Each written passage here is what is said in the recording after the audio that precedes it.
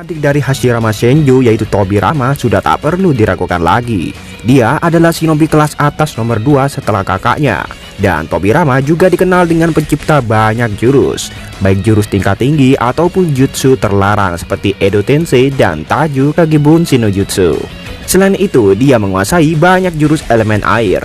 Maka tak heran jika para fans menjuluki Nidaime sebagai rajanya jutsu air, karena dapat menciptakan berbagai variasi jurus elemen air yang begitu dahsyat. Kehadiran Tobirama sebagai Hokage dengan ciptaan jurus yang begitu banyak membuat perkembangan militer Shinobi Konoha menjadi naik pesat. Tapi meski dia dikenal dengan shinobi hebat dan memiliki banyak sekali jurus keren, rupanya dia bisa dikalahkan oleh saudara emas Ginkaku dan Kinkaku. Nah, kematian Tobirama ini juga terbilang menarik dan menimbulkan sebuah misteri. Dalam sejarah dunia shinobi, Nidaime Hokage terbunuh bersamaan dengan kriminal legendaris asal Kumogakure itu. Memang pertarungan Tobirama dengan Ginkaku dan Kinkaku tak pernah dijelaskan. Tapi jika sampai pertarungan ini bisa mengakibatkan Nidaime saat itu tewas, pastinya ada jurus-jurus hebat Tobirama Senju yang mungkin dikeluarkan untuk membunuh dua shinobi kriminal ini. Dan kali ini kita akan lihat jurus-jurus pamungkas dari Tobirama Senju untuk bisa berhasil membunuh Ginkaku dan Kinkaku. 1. Jutsu pamungkas elemen air. Yang pertama ada jurus pamungkas elemen air Tobirama untuk bisa membunuh Ginkaku dan Kinkaku. Dalam pertarungan, Tobirama Senju lebih sering memakai jutsu elemen air sebagai senjata terbaiknya. Seperti contohnya saja ada jutsu Suidanha yang bisa menghantam benda besar dengan jurus elemen air. Teknik Suidanha memiliki ketajaman yang melebihi pedang, sehingga dengan memakai teknik ini Tobirama dapat memotong benda-benda keras seperti batu atau akar kayu raksasa. Kemudian jurus elemen air selanjutnya ada Suishoha yang dapat dijadikan sebagai tameng sekaligus teknik menyerang bagi Tobirama. Jutsu ini memanfaatkan pusaran air raksasa dengan kecepatan tinggi. Setelah itu, pusaran yang dibuat oleh Tobirama akan diledakkan hingga terjadi sebuah ombak dahsyat. Jurus ini cukup mematikan karena shinobi yang terkena ini akan menerima arus air yang sangat deras dan sangat sulit untuk dikendalikan. Teknik air mematikan dari Tobirama juga ada Suijin Heki. Suijin Heki adalah sebuah jutsu pertahanan spesial Tobirama yang keluar dari muntahan mulut. Suijin Heki akan membentuk sebuah dinding air tinggi yang bisa menahan berbagai serangan. Hanya saja pengguna jurus ini harus memiliki jumlah cakra yang sangat banyak jika tidak ada perantara air di sekitarnya. Tapi jika posisi pertarungan tersebut berada di dekat sungai atau danau, maka si pengguna dapat menggunakan teknik ini meski punya cakra yang biasa-biasa saja. Yang terakhir jurus elemen air Tobirama untuk mengalahkan Ginkaku dan Kinkaku adalah Suiroda no Jutsu. Ini adalah salah satu jurus elemen air yang sangat kuat. Serangan ini memanfaatkan elemen air yang membentuk naga raksasa. Kemudian naga raksasa air tersebut akan menabrak sesuai target, sehingga korban akan mengalami kesulitan untuk bernafas karena semburan air Suiroda no Jutsu tetap menabrak tanpa henti. Maka wajar saja jurus ini banyak sekali yang menggunakan pada era Naruto, seperti Kakashi, Zabuza, dan Kisame. 2. Kinjutsu. Kemudian ada Kinjutsu atau jutsu terlarang Tobirama Senju yang bisa melawan Kinkaku dan Kinkaku. Dengan menggunakan teknik Kinjutsu, Tobirama dapat melancarkan sebuah serangan dahsyat. Misalnya saja ada Edo Tensei atau jutsu kebangkitan. Ini adalah sebuah teknik terlarang yang sangat populer di Konoha. Penggunanya dapat memanggil jiwa shinobi yang mati dengan cara mengambil sampel tubuh atau DNA orang yang ingin dibangkitkan. Tobirama adalah pencipta jurus terlarang ini, tapi Orochimaru yang menguasai teknik ini dan akhirnya mempelajari dan mengembangkannya.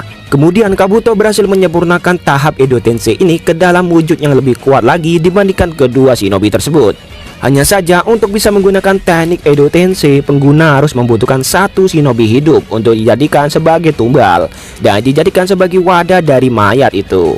Kinjutsu kedua ada Kagebunshi no Jutsu. Berbeda dari bunshin biasa, Kagebunshi no Jutsu dapat memanggil bunshin yang murni dapat melakukan jurus-jurus layaknya tubuh asli. Tapi resikonya si pengguna akan mati jika kehabisan cakra. Itu karena ketika menggunakan teknik Kagebunshin, cakranya akan terbagi dua. Dan Tobirama terpaksa menggolokkan jutsu ini ke dalam Kinjutsu karena resikonya yang juga begitu besar. 3. Teknik Hiraishin.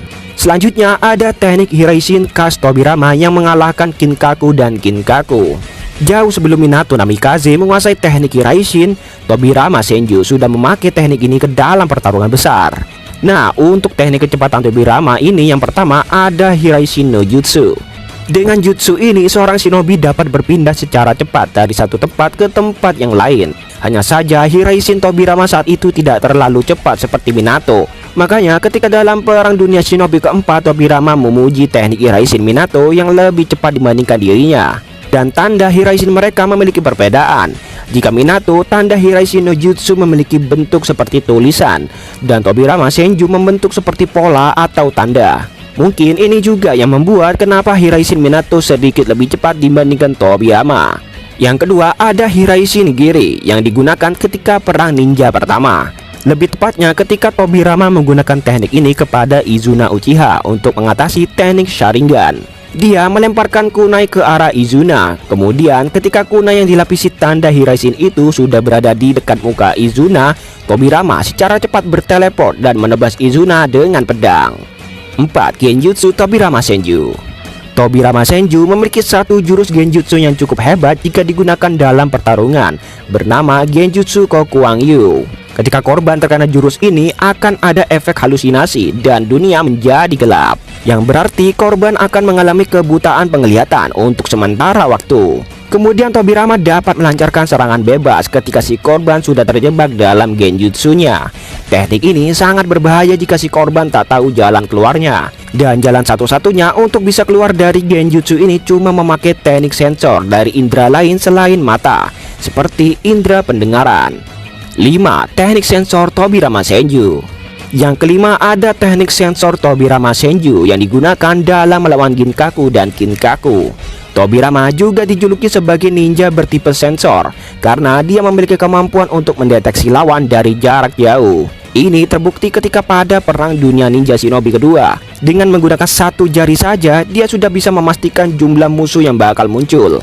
Kemudian saat dia berada di Edo Tensei, Tobirama bisa merasakan cakra dari Madara yang saat itu berada dalam medan perang.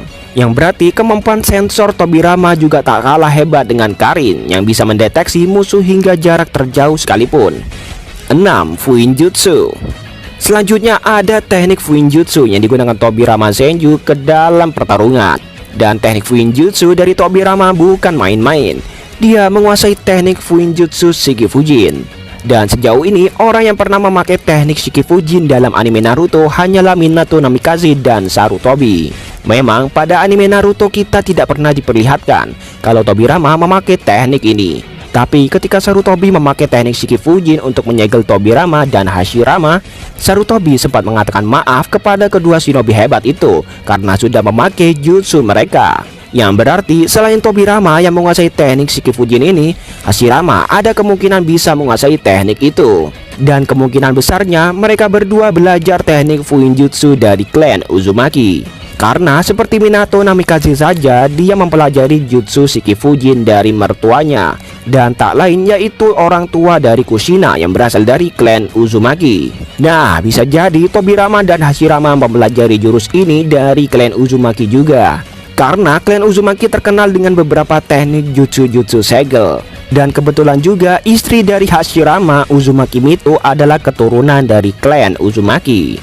Maka tak heran jika klan Uzumaki bisa memiliki jutsu segel yang juga khusus untuk menahan kekuatan Kyuubi seperti segel rantai emas raksasa.